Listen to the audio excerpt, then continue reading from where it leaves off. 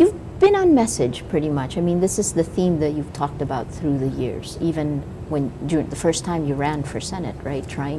Have you made any headway? Do you see any progress in getting people together? Yes, and yet incrementally. the political discourse remains as personal as, we watched Lim and Estrada and the debate that was extremely personal. Well, I cannot talk, Maria, about others. Yes. I have to come to terms with myself.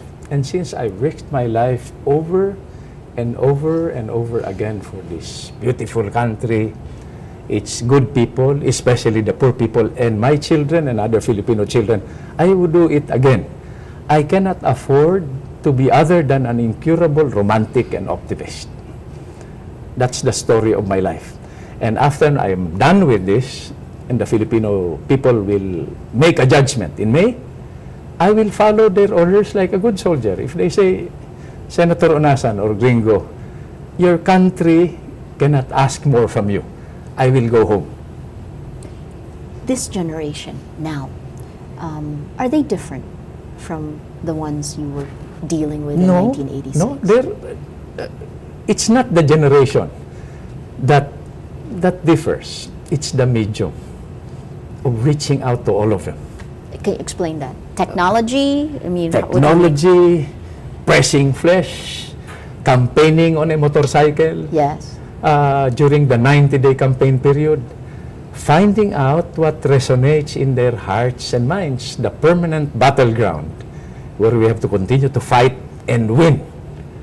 When you win popular support, you have won the battle. This is military strategy now. No. The Hearts and Minds campaign, right? The policy environment, even the ideological basis for everything that we are doing now has become so porous because of information technology. So how has campaigning changed now, and how will you win the votes? I bring the issues direct to the people. I find out what makes them smile, what makes them sad. I try to feel their pulse when they embrace me, when they kiss me. Children, young and old, men. No? And that's when I determine what I have left to do. And that's what I intend to do. Where do you draw your optimism from, Greg? I mean, you've said there have been many problems there and you've dealt with them, but... I've gone through interesting times, Maria. What I have done, no matter what the perceptions are, is nothing more heroic than mothers feeding their malnourished babies and washing clothes at the same time. It's nothing more heroic than 15 million overseas Filipinos supporting families at home. It's nothing more heroic than traffic aides under the sun and under the rain directing traffic. Nothing beyond that. Nothing iconic. In fact, heroism in the ancient world was not defined in iconic terms. Anybody, man or woman, young or old, who works and builds for the next generation is a hero. We are a nation of heroes. Legacy. We will not be judged by whether I was senator or rebel or president or soldier. Somewhere down the road, somebody will ask my children or grandchildren or great-grandchildren, who was your grandfather, by the way, your father? And they would mention my name. And this person asking would say, that's why pala. Yes. You're a good person or you're not a good person.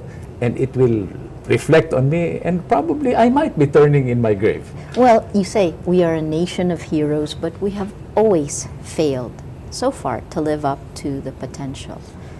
That's the comparative analysis, Maria. But when you look at what's happening in other countries, we are still a blessed country.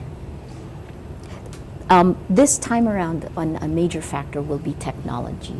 Are you using it in your campaign? Is it not as much as I should be. I should be reaching out to more Filipinos. And how do you campaign when you're pressing the flesh? You're talking to most of the time to the poor. You're campaigning that way, but yet technology brings you simultaneously to the most cynical of audiences, your ABC1, who are also virtually listening and watching. Maria, if nobody were cynical or even critical, I would be suspicious. I'm not making a difference. And this last elections, my last question to you, Greg. This 2013 elections will set the stage for 2016. What do you see ahead? Continuity.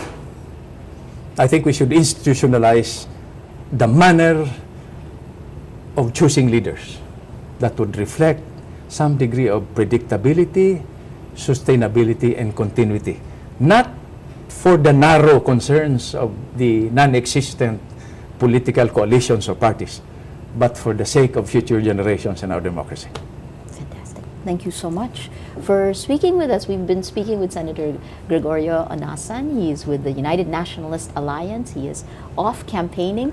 This is Maria Ressa, PHvote. Stay tuned. We ran through a gamut of history through his eyes. We'll bring you more.